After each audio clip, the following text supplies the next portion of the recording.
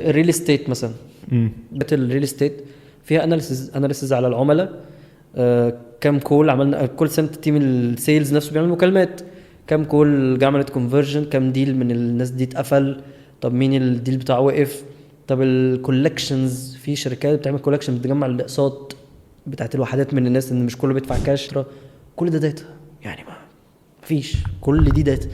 فاحنا بنستعمل بقى الداتا عشان كل الحاجات دي نعرف نشتغل عليها ونعرف احنا بنعمل ايه بالظبط.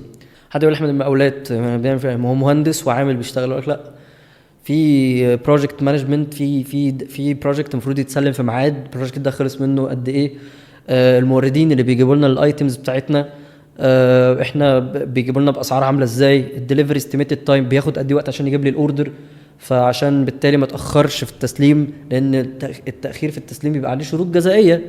فهي شركه اسبير الداتا بتعرف هي ماشيه في المايلستون صح ولا لا. بيعملوا اناليسيز على الموردين وعلى الاسعار وده بيجيب لنا باسعار كام وفي وقت قد ايه، والبروجكت ده خلص فيه قد ايه وباقي قد ايه، الارصفه واعمال الاناره والمباني والجرين اللي هي الباركس يعني اللي هي المساحات الخضراء، كل ده داشبوردز، وبيخشوا ميتنج يتكلموا باختلاف مصادرها واماكنها بقى وحجمها، بس كل دي داتا.